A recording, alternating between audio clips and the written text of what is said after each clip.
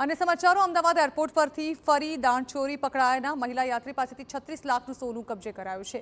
4 દિવસ પહેલા પણ મહિલા યાત્રી પાસેથી સોનું ઝડપાયું હતું તો 22 જુલાઈએ પણ 1 કરોડનું સોનું જપ્ત કરવામાં આવ્યું હતું। કસ્ટમ વિભાગના એઆઈયુ યુનિટની કાર્યવાહી જેમાં 240.830 ગ્રામ સોનું જપ્ત કરી કાયદેસરની કાર્યવાહી હાથ ધરવામાં આવી છે। વધુ માહિતી સંવાદદાતા સચિન પાટીલ પાસેથી મેળવીએ। જી સચિન, અવારનવાર આ પ્રકારની ઘટનાઓ સામે આવી રહી છે। છેલ્લા 3 દિવસની વાત કરવામાં આવે તો આ બીજી ઘટના એવી સામે આવી છે જેમાં દાણચોરી પકડાઈ હોય। જણાવવા માંગે શું આજે શું ઘટના સામે આવી? ઝરણા, જે પ્રકારે દાણચોરીના મામલાઓ સામે આવે છે એમાં ખાસ કરીને આજની જે ઘટના છે એમાં એક મહિલા જે પોતાની પાસે દાગીના લઈને આવી હતી, એ દાગીનામાં જે જ્વેલરી એની પાસે હતી, ના તો એની પાસે કોઈ ડોક્યુમેન્ટ્સ પૂરતા હતા કે ના એનો કોઈ પુરાવો કે આ સોનું કોનું છે, ક્યાંનું છે અને કઈ રીતે છે। ત્યારે એ બાબતને લઈને જે પ્રોફાઇલિંગ થતું હોય છે, પ્રોફાઇલિંગના આધારે એઆઈયુ યુનિટ જે છે એના દ્વારા કાર્યવાહી કરવામાં આવી છે।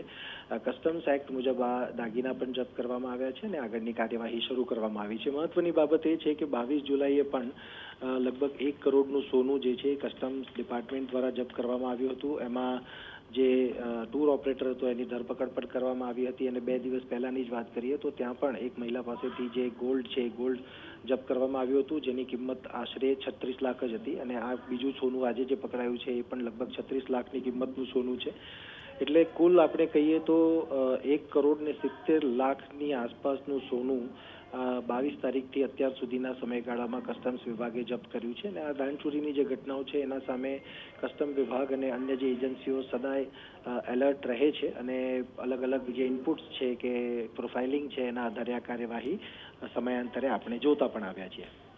જી બિલકુલ સચિન, આભાર। તો વધુ એકવાર એરપોર્ટથી 36 લાખનું સોનું ઝડપાયું છે। આ દાણચોરીની ઘટનામાં મહિલા પકડાઈ છે।